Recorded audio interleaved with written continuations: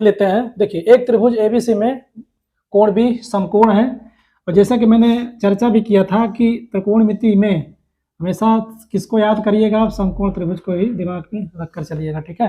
देखिए यदि tan A, इसको कुछ मान लीजिए, ये मान लीजिए हमारा ये इसमें दिया गया है कोण भी क्या है सर, हमारा समकोण है, ठीक है। तो मान लीजिए हम इसको A मान लेते हैं, ये हमारा A है, कुछ भी मान सकते हैं कोई दिक्कत नहीं। चलिए हम इसको A मान लेते हैं, इसको हम C मान लेते हैं। ये हमारा क्या है, कोण A, ठीक है, ये कोण A, इसको tan के रूप में दिया गया है, और हमें सत्यापित क्या करना है, 2 sin A into cos A equal 1, हमें दिखाना है कि 2 sin A into cos A equal 1, ठीक है। तो जैसा कि ये tan A के रूप में, tan कोण A के रूप में tan की वैल्यू दी गई है, कितना सब दिया गया है, A दिया गया है, और हम जानते हैं कि tan A का मान क्या हो जाएगा, भुजाओं के रूप में, इन त्रिकोणमितीय अनुपातों का मान भुजाओं के रूप में क्या प्राप्त होता था, लंब बटा क्या हो जाता था, लंब बटा आधार होता था, ये तो होता था लंब बटा आधार। अर्थात देखिए ए, कोण ए को देखिए, हमारा जो ये कोण ए है, ये कौन सा कोण हो जाएगा सर, ये न्यून कोण हो जाएगा, ठीक है, न्यून कोण हो जाएगा।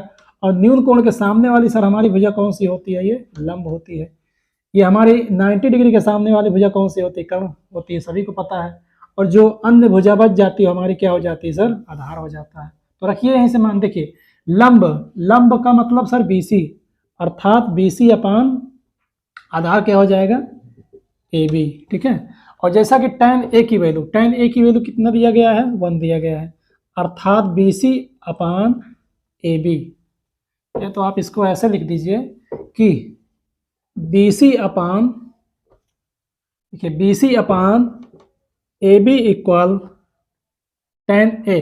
तो tan A की वैल्यू कितना दिया गया है, tan A लिख दीजिए, एक बार एक लाइन और बढ़ा दीजिए, कोई दिक्कत नहीं। देखिए तो आपका क्या हो जाएगा, BC upon AB equal tan A की वैल्यू कितनी दी गई है सर, 1 दी गई है, तो ये क्या हो जाएगा आपका 1, ठीक है। तो यहाँ से देखिए हमें क्या प्राप्त होगा, देखिए AB के इधर आप गुणा कर देंगे तो आपका BC बराबर हो जाएगा क्या सर, AB, ठीक है। तो यहाँ हमें क्या प्राप्त हुआ, यहाँ में हमें सर क्या प्राप्त हुआ, देखिए BC हमारी भुजा ये हो गई सर, BC लंब भुजा BC और आधार, इसका मतलब ये हुआ कि हमारा लंब भुजा किसके बराबर हो गया, आधार भुजा के बराबर। कोई बात समझ में? तो आप लोगों ने देखा होगा या पढ़ा भी होगा 9th में और 10th में, मैं जैसा कि ज्योमेट्री में हम लोगों ने इसकी चर्चा भी किया था कि यदि किसी भी त्रिभुज में, कोई भी त्रिभुज हो, चाहे समकोण त्रिभुज हो या कोई समबाहु त्रिभुज हो, समद्विबाहु हो, है ना, कोई भी त्रिभुज हो, तो उसमें क्या होता है कि यदि दो भुजाएं बराबर हो जाए, मान लीजिए यदि ये दो भुजाएं सर बराबर हो जाए, तो इन भुजाओं के सामने वाली, ठीक है, इन भुजाओं के सामने वाले जो कोण होते हैं क्या होते हैं, आपस में बराबर हो जाते हैं। बात समझ में आई? तो क्या होते थे, इन दोनों के कोण बराबर हो जाएंगे। तो सर देखिए BC बराबर AB, ठीक है, BC बराबर AB, तो इसका मतलब क्या हुआ, कोण A किसके बराबर हो जाएगा, कोण C के बराबर। तो यहां लिखना चाहे तो लिख भी सकते हैं कि देखिए, तो देखिए यहां पे क्या हो जाएगा, यहां लिखेंगे हम अतः कोण A बराबर कोण C के। क्यों? क्योंकि त्रिभुज ABC की भुजाएं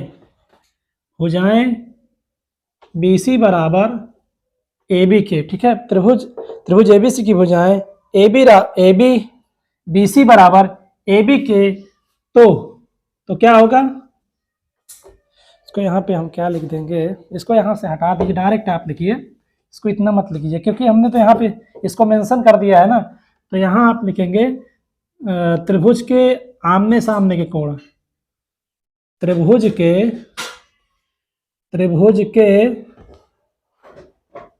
आमने सामने के कोण बराबर होते हैं। इसको लिखना चाहें तो यहाँ पे आप लिख दीजिएगा, ठीक है, चूंकि त्रिभुज के आमने सामने के कोण बराबर होते हैं। क्यों? यहाँ पे देखिए, क्योंकि इनकी दोनों भुजाएं क्या हो गई, यहाँ पे बराबर हो गई। जब ये भुजा और ये भुजा बराबर हो जाएगी तो इस भुजा के सामने वाला कोण हमारा ए हो जाएगा और इस भुजा ए बी के सामने वाला कोण हमारा क्या हो जाएगा, सी हो जाएगा। इसको यहाँ से हटा दीजिए, ठीक है। त्रिभुज के आमने सामने के कोण बराबर होते हैं, तो ये हो गया। अब तब यहां कर दे रहा हूं इसको, तब क्या हो जाएगा, त्रिभुज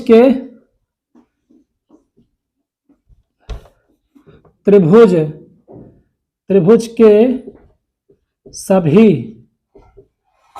अंतः कोणों के योग से किसी भी त्रिभुज के सभी अंतः कोणों का योगफल क्या होता है, कोण ए प्लस कोण बी प्लस कोण सी, ठीक है। इसको मैं यहाँ पे ऐसे, ये हो जाएगा आपका कोण ए प्लस कोण बी प्लस कोण सी बराबर, देखिए हमें दिखाना है कि इनके जो मान होंगे कितने होंगे, कैसे प्राप्त होंगे, ये हमें पता ही नहीं, लंब होता है। देखिए कोण ए प्लस कोण बी प्लस कोण सी इक्वल कितना हो जाएगा, 180 डिग्री हो जाएगा, ओके। और जैसा कि हमारा दिया गया है क्या, चूंकि कोण बी बराबर कितना है आपका 90 डिग्री, है ना, कोण बी बराबर 90 डिग्री, तो आप क्या करिएंगे, ये कोण ए प्लस कोण बी का मान 90 डिग्री रखेंगे, कोण सी इक्वल क्या हो जाएगा 180 डिग्री, ठीक है। तो कोण ए प्लस कोण सी बराबर आपका हो जाएगा, क्या हो जाएगा, देखिए 180 माइनस 90 बराबर 90 डिग्री। बात समझ में आई कुछ? देखिए मैं थोड़ा, देखिए इसको आप नोट डाउन कर लीजिएगा, इसका अगला स्टेप मैं इधर कर दे रहा हूं। ये तो मैं यहां से इसको हटा देता हूं, यहाँ पे आप इसको मेंशन कर दीजिएगा कि कोण ए बराबर कोण सी के क्यों किया ऐसा हो जाता है, कोण के बराबर कोण सी के क्यों बराबर हो गया है, क्योंकि आमने सामने की यहाँ पे भुजाएं हमारी क्या हो गई सर, त्रिभुज की बराबर हो गई, इतना लिख दिए। इसके बाद जो है इसको मैं यहाँ से हटा दे रहा हूँ, इसको यहाँ करने के बाद आप इतना लिख दीजिएगा, जैसा क्या है मैंने इसको समझाया भी और आप लोगों ने समझा भी। देखिए ये हो गया, ठीक है। और हाँ आप क्या करिएगा, हाँ इसको समीकरण 1 मान लीजिएगा, अतः कोण ए बराबर कोण सी, इसको समीकरण 1 मानेंगे तो यहाँ लिखेंगे समीकरण 1 से। समीकरण 1 में क्या है, समीकरण 1 से देखिए कोण ए बराबर कोण सी के, कोण ए बराबर कोण सी के, तो यहाँ आप क्या करेंगे, या तो कोण ए के बराबर में कोण ए की जगह पे आप सी रख दीजिए या सी की जगह पे आप ए रख दीजिए, ठीक है। तो ये आपका हो जाएगा, क्या हो जाएगा, कोण ए प्लस सी की जगह पे आप ए रख दीजिए, कोण ए इक्वल हो जाएगा 90 डिग्री, ठीक है। तो 2 कोण ए बराबर 90 डिग्री, अर्थात कोण ए बराबर 90 डिग्री अपान 2 बराबर 45 डिग्री, ठीक है। तो ये आपका हो जाएगा कोण ए इक्वल 45 डिग्री।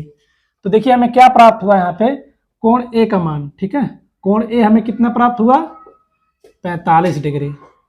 जैसा कि समीकरण 1 से देखेंगे, जब कोण ए का मान सर 45 डिग्री है, देखिए कोण ए का मान 45 डिग्री है, अतः कोण सी का मान भी क्या हो जाएगा 45 डिग्री हो जाएगा, समीकरण 1 से। यहाँ आप मेंशन कर दीजिएगा, यहाँ चूंकि समीकरण 1 से, यहाँ पे देखिए समीकरण 1 से इसलिए लिख रहे हैं क्योंकि हमारा यहाँ दिया गया है ना, कोण ए किसके बराबर है, कोण सी के बराबर। जब कोण ए का मान 45 डिग्री होगा तो कोण सी का मान भी 45 डिग्री होगा, क्योंकि ये दोनों कोण क्या है आपस में बराबर है, ठीक है। तो यहाँ आप क्या करेंगे, देखिए ये हमारा मान प्राप्त हो गया, ये प्राप्त हो गया, इसको आप लोग क्या करेंगे नोट डाउन कर लेंगे। मैं इधर क्या करता हूँ, जो नेक्स्ट प्रक्रिया है मैं इधर कर देता हूँ, ठीक है। ये आपका हो जाएगा, अतः क्या हो जाएगा, तो 2 sin a into cos A equal 1, ठीक है, 2 sin a into cos A equal 1। तो हम क्या करेंगे, देखिए साइन ए, देखिए साइन ए, कोण ए कितना हमें प्राप्त हुआ 45 डिग्री, और कोण सी कितना हुआ हमें 45 डिग्री प्राप्त हुआ। जैसा कि प्रश्न में हमारा जो हमें सत्यापित करना है कोण ए को लेकर, ठीक है, कोण ए को लेकर हमें देखिए यहाँ पे हमें क्या करना है, सत्यापित जो करना है कोण ए को लेकर चलना है। तो कोण सी की कोई जरूरत ही नहीं है, तो यहाँ पे लिखना चाहे तो लिख सकते हैं, यदि ना लिखना चाहे तो यहाँ पे इसको लिख भी नहीं सकते हैं, कोई इशू नहीं। तो हम क्या करेंगे, कोण ए का मान 45 रखेंगे इंटू कॉस 45 रखेंगे, ठीक है। अब इसका जवाब यहाँ पे आप कर दीजिएगा, लिख दीजिएगा एल लेफ्ट हैंड साइड से LHS लिख सकते हैं, ठीक है, लेफ्ट हैंड साइड से। तो 2 sin A into cos A equal 1, तो 2 sin 45 और कॉस 45, इसको सॉल्व करेंगे। देखिए ये हो जाएगा 2 इंटू sin 45 अंश का मान क्या होता है 1/√2, सभी को पता होगा। और जैसा कि sin 45 अंश का मान और cos 45 अंश का मान सर क्या होता है, दोनों का बराबर होता है, ठीक है। sin 45 और cos 45 दोनों की वैल्यू एक ही होती है। क्या हो जाएगा, देखिए 2 इंटू 1/, जैसा कि सभी को पता होगा, यदि जब दो समान रूट वाली संख्याएं आपस में क्या होती हैं, गुणा होती हैं, तो रूट हट जाता है और वो संख्या क्या हो जाती है, उसको हम बाहर करके लिख देते हैं, ठीक है। बात समझ में आई। देखिए कोई भी दो रूट वाली संख्याएं समान हो, समान रूट वाली संख्याओं का जब गुणा किया जाता है तो उसमें जो संख्या होती है वो बेचारी अकेली रह जाती है, ठीक है। जैसे रूट x और रूट x का गुणा करेंगे तो कितना हो जाएगा ये सर, x हो जाएगा, ठीक है। तो आइए इसको देख लेते हैं। देखिए यहाँ पे देखिए, तो √2 इंटू √2, तो 2 इंटू 1/, देखिए √2 का जब गुणा होगा यहाँ पे 2 हो जाएगा, तो 2 से 2 कैंसिल, तो क्या बचा 1, अर्थात RHS। तब LHS बराबर RHS, राइट हैंड साइड। तो यहाँ लिख भी सकते हैं, क्या लिख ही दिए सर। देखिए लेफ्ट हैंड साइड बराबर राइट हैंड साइड। तो हमें तो सत्यापित करना था, तो 2 sin A into cos A equal हमें क्या दिखाना था सर, 1 दिखाना था, तो 1 हमारा प्राप्त हो गया सर RHS से, ठीक है। तो इसको आप नोट डाउन करिएगा। और इसका एक और मेथड है, मैं उस मेथड का भी यहाँ पे प्रयोग करूंगा, ठीक है।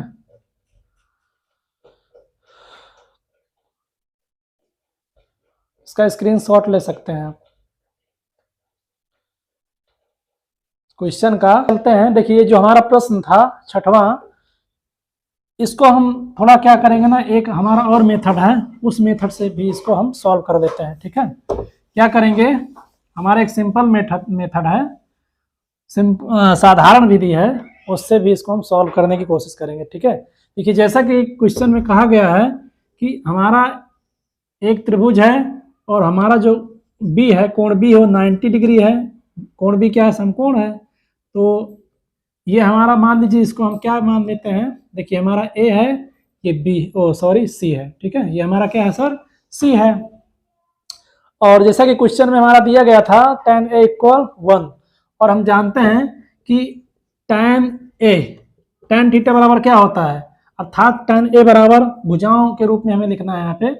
देखिए जैसा कि हमारा ये क्या है, देखिए कोण हमारा A है ना, तो हम कोण A को पकड़ेंगे, ठीक है। ये हमारा कौन सा कोण होगा, न्यून कोण होगा, जैसा कि मैं बार बार इसको बताता भी हूँ।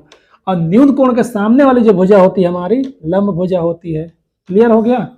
और जो अन्य भुजा बच जाती है हमारी, कौन सी भुजा हो जाती है सर, आधार भुजा, हाइपोटेनियस बेस होता है, सॉरी हाइपोटेनियस हमारा ये होगा। देखिए ये हमारा सर क्या है, कर्ण भुजा, हाइपोटेनियस, लैटिट्यूड एंड बेस, ये हो जाएगा।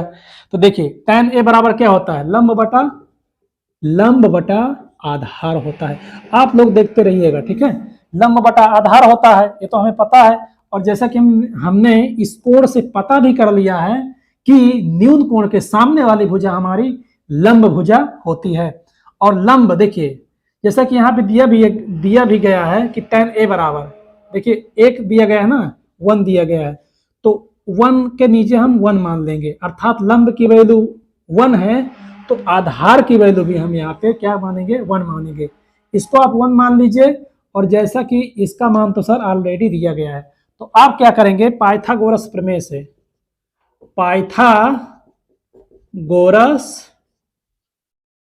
प्रमेय से, ठीक है। पाइथागोरस प्रमेय क्या कहती है कि समकोण त्रिभुज में, ठीक है, समकोण त्रिभुज में समकोण के सामने वाली सबसे हमारी बड़ी भुजा होती है, अर्थात कर्ण का वर्ग, अर्थात सबसे बड़ी वाली भुजा का वर्ग कर देते हैं।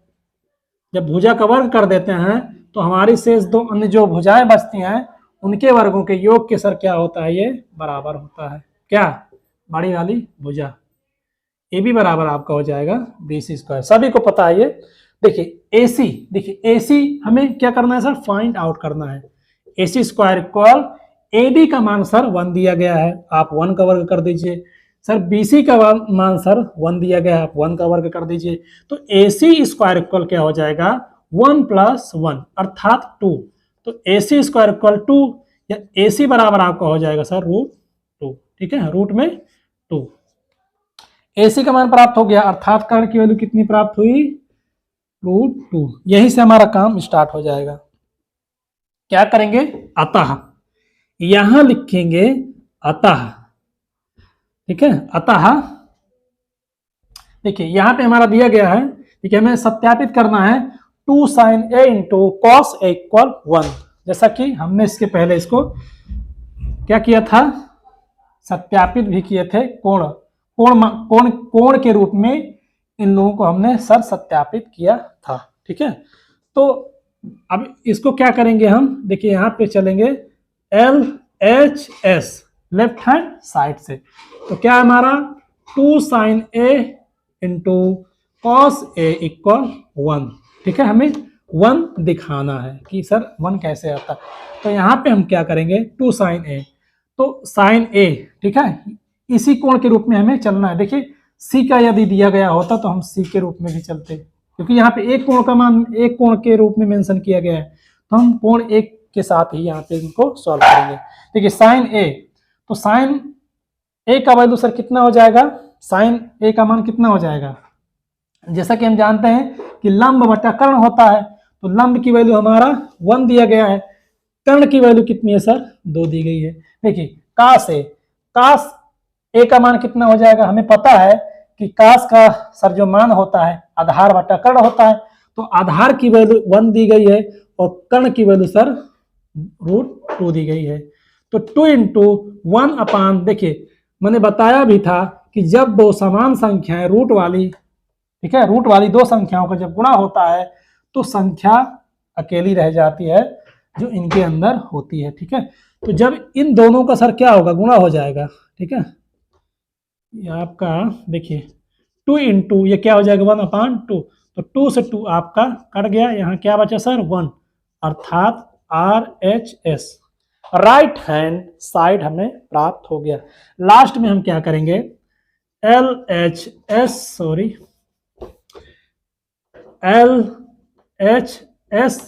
Left hand side equal right hand side लिखेंगे। सर क्या हुआ, हमें ये प्राप्त हो गया ना, तो यहां लिखेंगे इति सिद्धम, या सत्यापित हुआ, लिखेंगे सत्यापित हुआ ना, ये तो हमें सत्यापित करना था कि इसके बराबर में इसको हमें दिखाना था। तो 1 प्राप्त हो गया हमारा, जैसा कि हमें दिखाना था। तो जो आपको मेथड अच्छा लगे उसको आप प्रयोग करिएगा, ठीक है, इसके पहले वाला अच्छा लगे तो उसको करिएगा, और ये आपको पसंद आए तो सर इसको आप जो आपको अच्छा लगे सॉल्व कर दीजिएगा, ठीक है। तो आइए चलते हैं नेक्स्ट प्रश्न की ओर। वो इम्पोर्टेंट काफ़ी प्रश्न है, ये प्रश्न आपका 2000 देखिए कितनी बार आ चुका है, ये प्रश्न आपका इतना इम्पोर्टेंट है सर, देखिए मैं बता दे रहा हूँ, 2019 में आ चुका है यूपी बोर्ड में, और 2020 में भी आया है, ठीक है, 2020 में भी आया है, और पूरी उम्मीद है 2023 में आने की। तो कम से कम 2 से 3 बार ये क्वेश्चनों को सॉल्व कर लीजिएगा, बहुत इंपॉर्टेंट है भैया, ठीक है। बंद कर दीजिए, हो गया।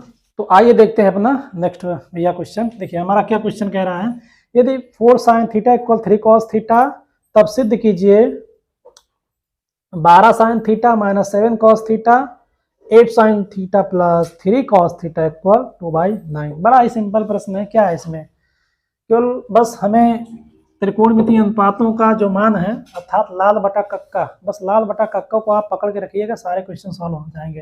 देखिए क्या दिया गया है सर, पहले हमें क्या करना है, हल लिखना है, फिर क्या करना है, दिया गया है, जो दिया गया है उसको लिख देंगे। देखिए 4 sin theta equal 3 cos theta, बस इसको लिख लीजिए और यहीं से आप स्टार्ट करिएगा।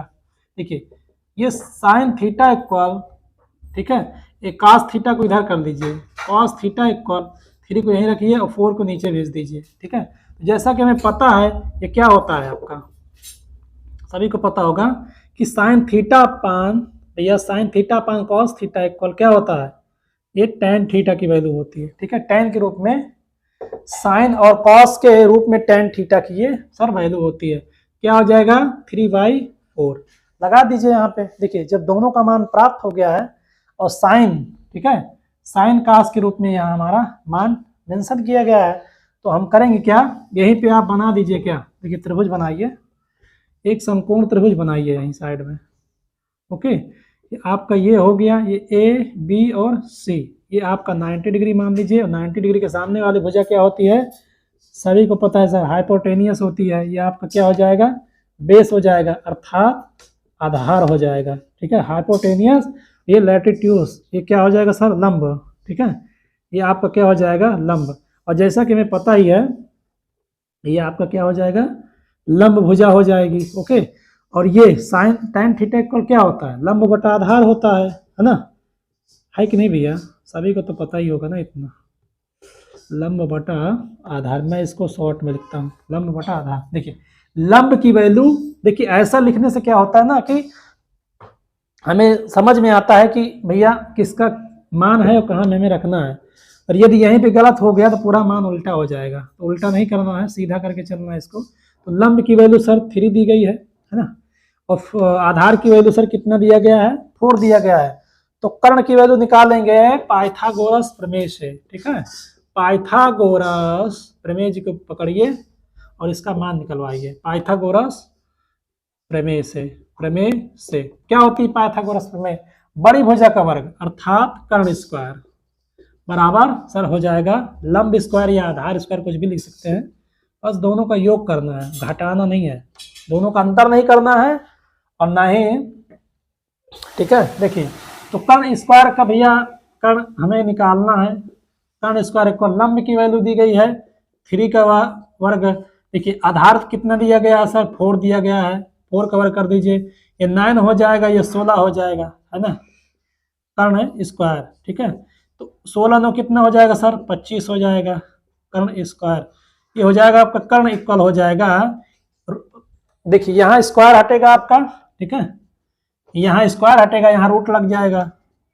देखिए इधर कर देते हैं इसको, देखिए या कर्ण इक्वल, देखिए कर्ण इक्वल हो जाएगा आपका, देखिए 25 का आप क्या करेंगे, खंड करेंगे, 5 हो जाएगा, ये क्या हो जाएगा आपका 5। तो कर्ण की वैल्यू सर कितनी प्राप्त हो गई हमें, 5। ठीक है, तो ये रहा हमारा कर्ण की वैल्यू। अब क्या करेंगे हम, देखिए अब क्या करेंगे, इन मानों को इनमें रखना प्रारंभ करेंगे। इसको आप नोट डाउन कर लेंगे, उसके बाद मैं इसका प्रोसेस जस्ट आगे करता हूँ।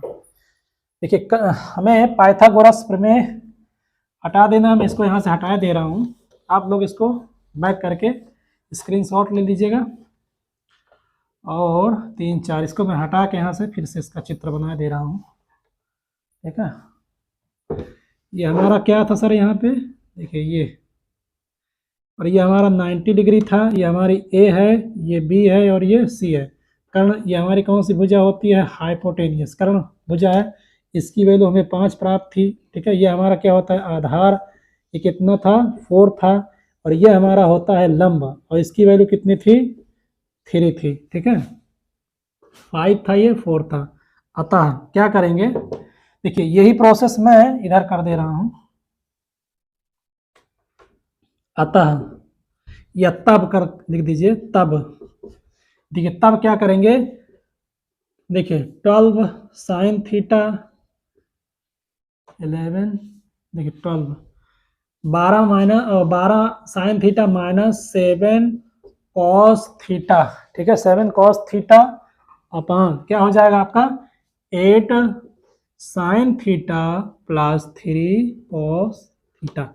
रखना स्टार्ट करिए यहीं पे 12 गुणे, देखिए साइन थीटा, साइन बराबर क्या होता है लंब बटे कर्ण, लंब बटे कर्ण नहीं याद है आपको तो लाल बटे कक्का को बुला लीजिए, लाल बटे कक्का। देखिए साइन थीटा लंब बटे कर्ण, लंब कितना है हमारा 3/5 हो जाएगा, माइनस 7 इंटू कॉस थीटा की वैल्यू क्या होती है आधार बटा कर्ण, आधार क्या है 4, कर्ण क्या हो जाएगा 5, ठीक है ये रहा। देखिए मानों को यदि आप याद रहेगा, इतना याद हो सब तो इसको रख लीजिएगा, बहुत काम की चीज है ये।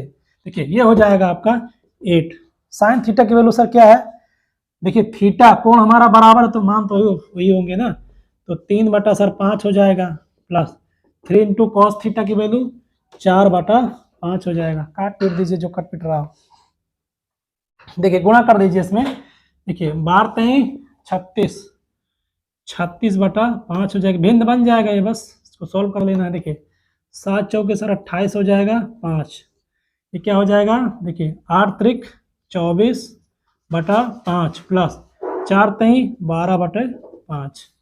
ओके ये हो गया आपका, ये समझ में आ ही रहा होगा ना सबको, उम्मीद है कि अब इतना यार कैलकुलेशन तो आना ही चाहिए भाई।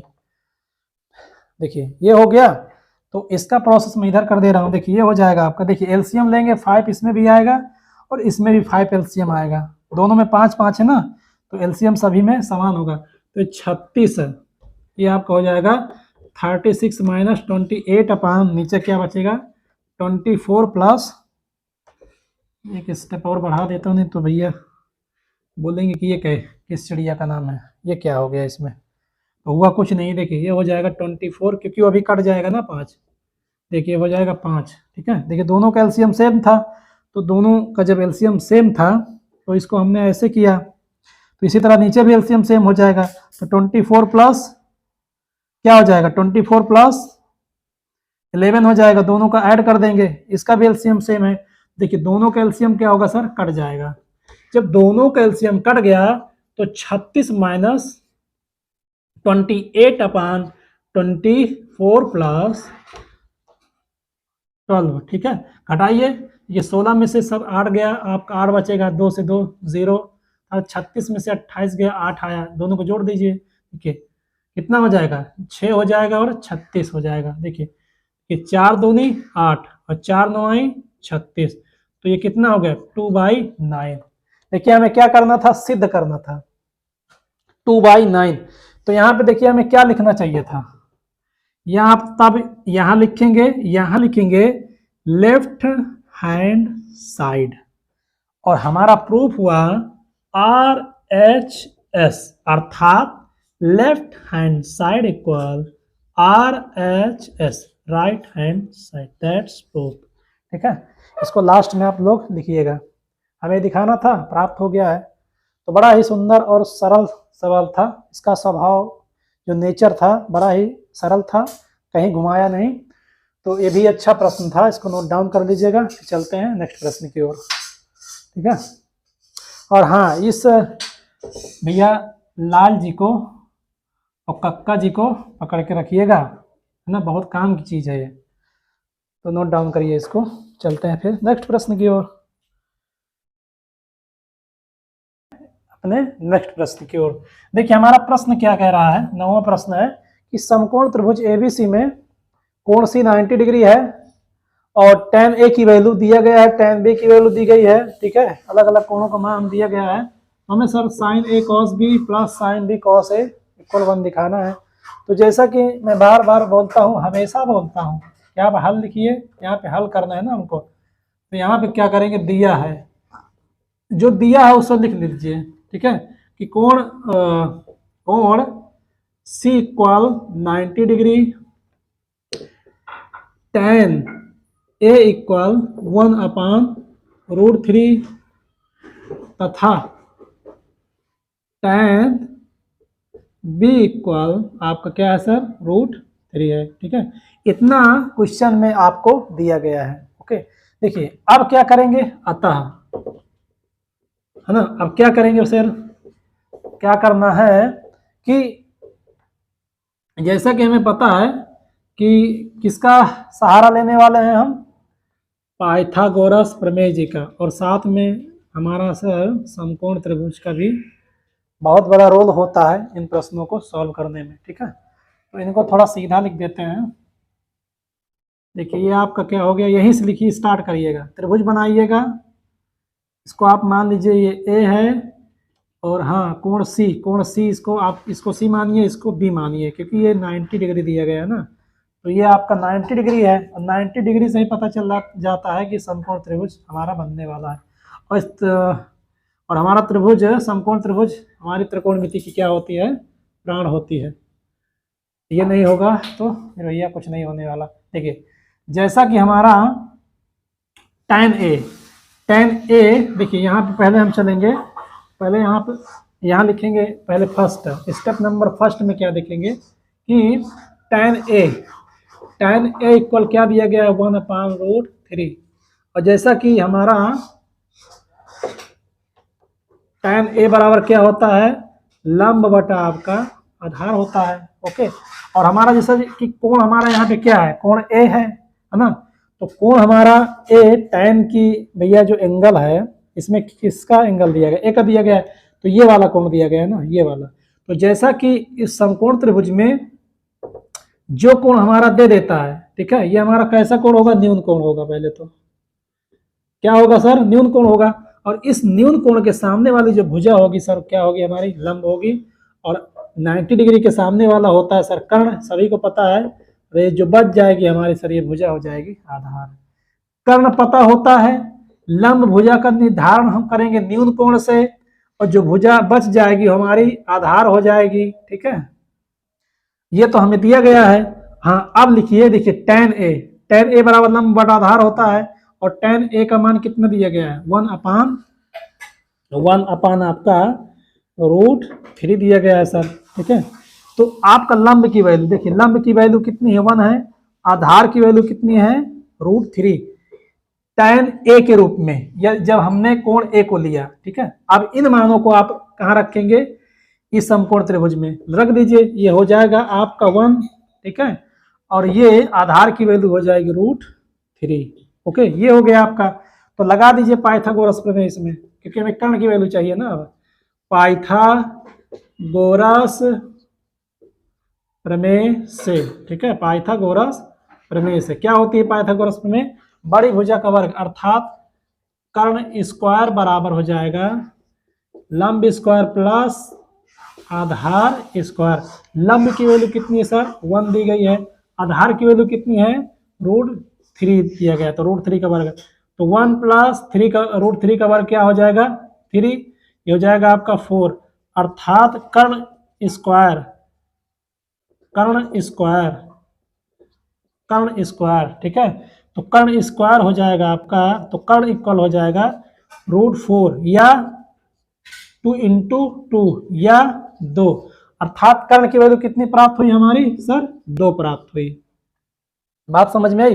तो ए का मान क्या बोलते हैं, कोण ए के रूप में कर्ण भुजा की वैल्यू हमें क्या प्राप्त हुई, 2 प्राप्त हुई। अब स्टेप नंबर यहाँ पे दूसरा देख लेते हैं। ठीक है, इसको स्टेप नंबर दूसरा देखिए, tan B की, देखिए tan B के रूप में अब देखेंगे इसको, tan B, जैसा कि हमें पता है कि tan B का मान कितना दिया गया है, √3 दिया गया है, इसको आप क्या मानेंगे, यहाँ पे 1 मानेंगे, और क्या होता है इसका मान, लंब बटा आधार होता है, तो सभी को पता है ना। अब देखिए ये कोण, इसके लिए भी एक अलग सा त्रिभुज बना लेते हैं, और सत्य देखिए इसको भी हम यहीं भी दिखा सकते हैं, हमें कंफ्यूजन माइंड में ना हो, इसलिए इसको हम अलग से दिखा देते हैं। देखिए कोण A, कोण C जैसा कि दिया गया है, और इसको हम क्या मानेंगे, कोण B। अब हम कोण tan B का मान निकालने के लिए, अर्थात लंब और आधार, इन भुजाओं को, लंब और आधार भुजाओं को प्राप्त करने के लिए अब कहाँ से चलेंगे, कोण बी से। ये हमारा क्या होता है, न्यून कोण होता है, ये सभी को पता है ना। ये न्यून कोण होता है, तो न्यून कोण के सामने वाली भुजा हमारी सर कौन सी भुजा होती है, हमारी लंब होती है। तो ये हमारा 90 डिग्री के सामने वाली भुजा कर्ण हो गई, और ये हमारी लंब हो गई, और जो बच गया सर वो हो गया हमारा आधार। ठीक है, तो कहने का तात्पर्य है कि न्यून कोण जहां बनेगा और न्यून कोण के सामने वाली जो भुजा क्या होती है, हमारी लंब होती है। देखिए लंब की वैल्यू कितना है सर, √3 है। ठीक है, और हमारा आधार की वैल्यू कितनी है सर, 1 है। 1 है ना, 1 है यहाँ पे। तो लगा दीजिए पाइथागोरस प्रमेय, पाइथागोरस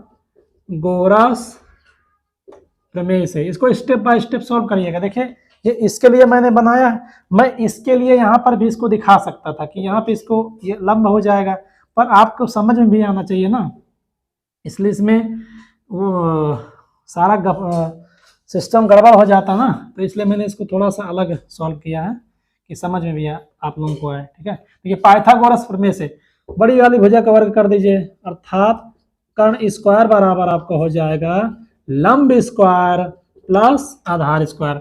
लंब की वैल्यू सर कितना दिया गया है, √3 दिया गया है। ठीक है, आप कहिए कितना हो जाएगा, 1 हो जाएगा। देखिए मान उतना ही प्राप्त होने वाला है, ये 3 हो जाएगा, ये 1 हो जाएगा, पर दिक्कत कहाँ आती है, रखने में। ठीक है, जब कोण अलग अलग दे देता है, देखिए ये क्या हो जाएगा आपका 4 हो जाएगा। देखिए स्क्वायर हटेगा, स्क्वायर हटेगा, रूट लगेगा, तो क्या हो जाएगा 4 का 2 × 2 = 2।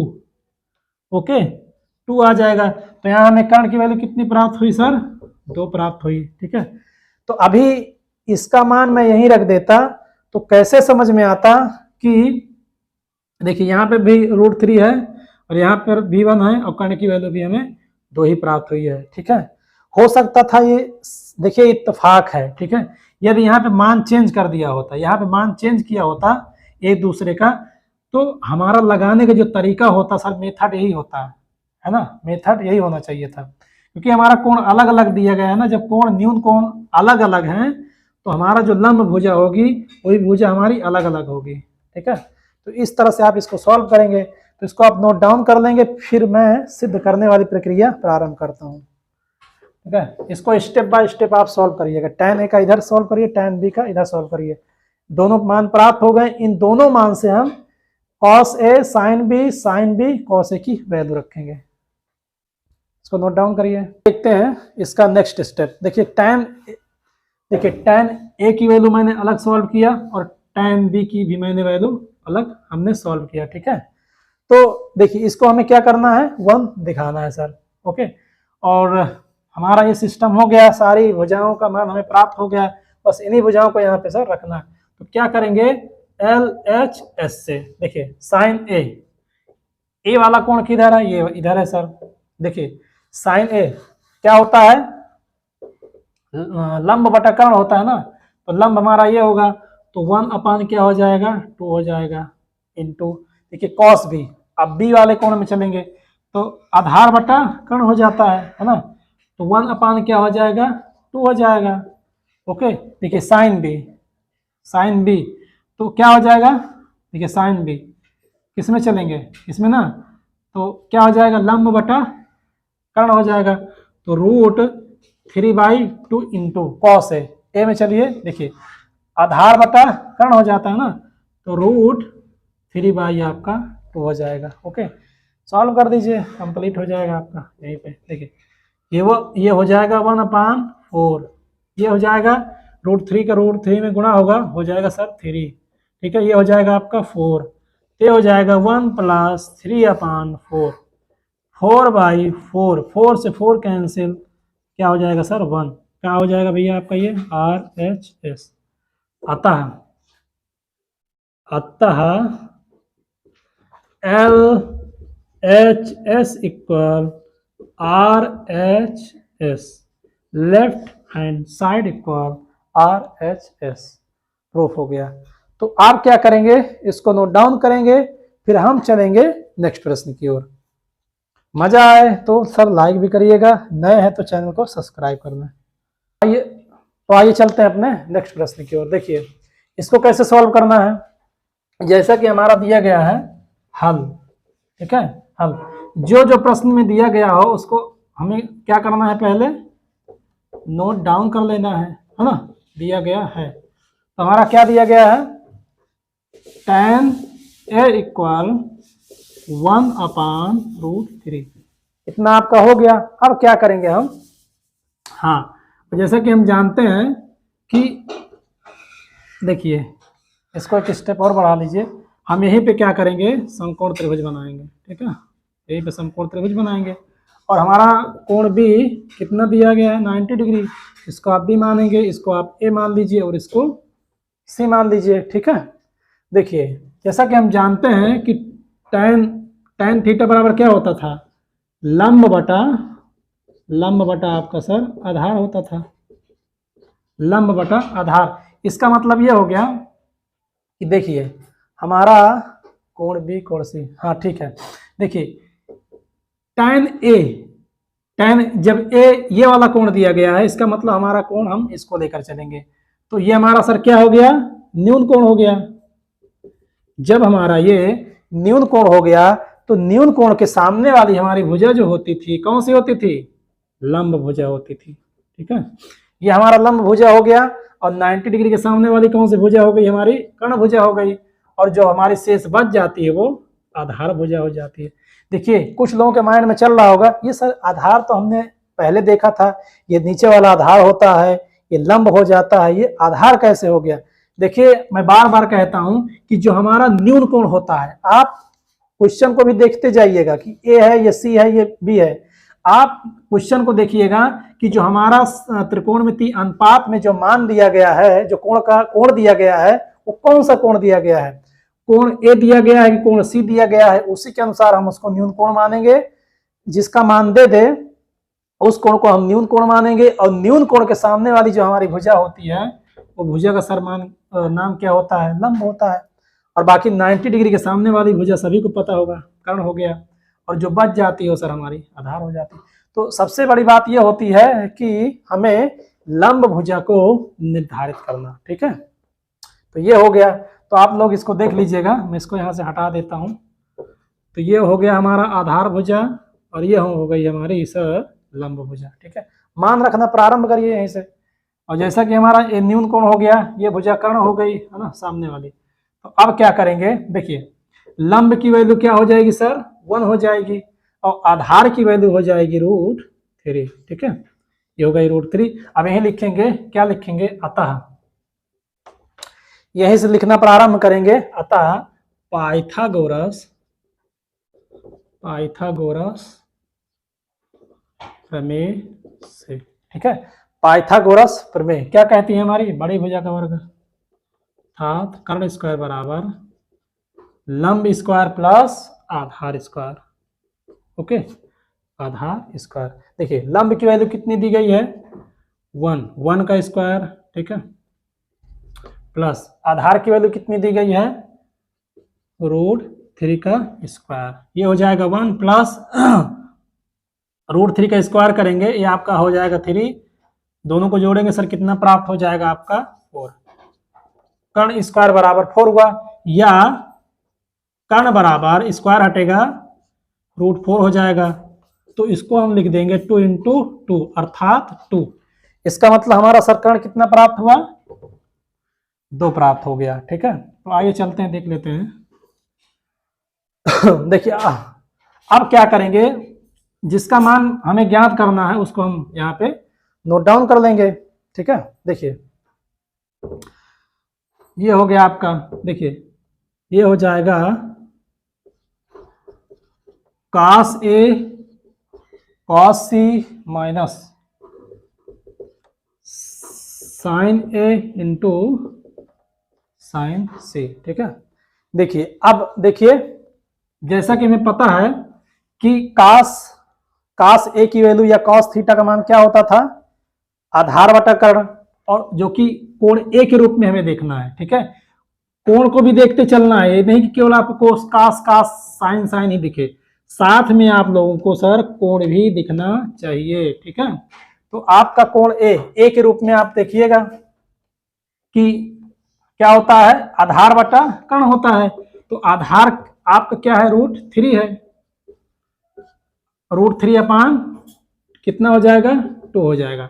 अब सबसे बड़ी समस्या हमारी यहाँ फंसती है सी की, ठीक है, कोई दिक्कत नहीं यार। देखिए ये यदि हमारा ये कोण सी हो जाएगा, यदि ये कोण सी, देखिए इसको फिर से देखेंगे, देखिए और कोण हमारा ये सी है, तो ये क्या हो जाएगा हमारा सर, न्यून कोण हो जाएगा।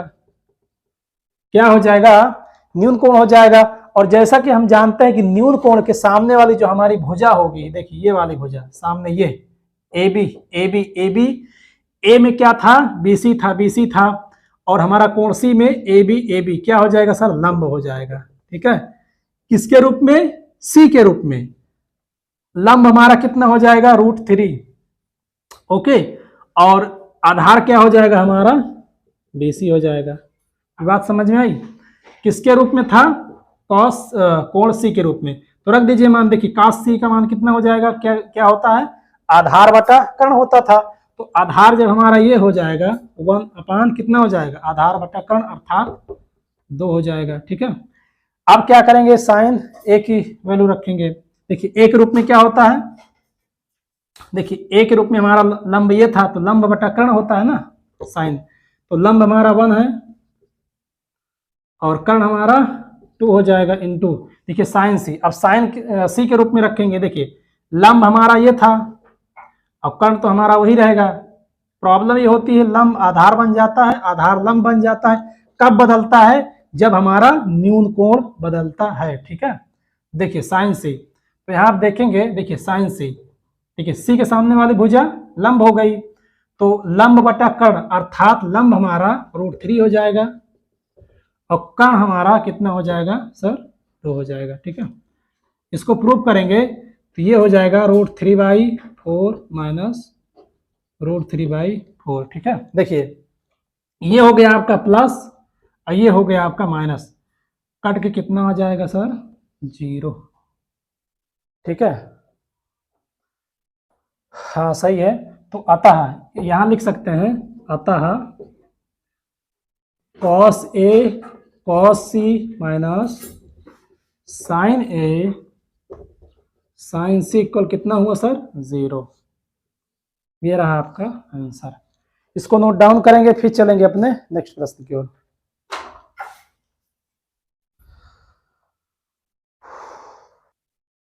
तो जैसा कि हमने त्रिकोणमिति के कुछ प्रश्नों को सॉल्व किया और हमारा देखिए ये हमारा प्रैक्टिस वाला जो सेशन है, ठीक है, ये जो हमारा प्रैक्टिस वाला सेशन इसी तरह चलता रहेगा। और साथ में हमारा हाँ ज्योमेट्री त्रिभुज में हमने त्रिभुज में कुछ समस्याओं का निपटारा हमने कर दिया था।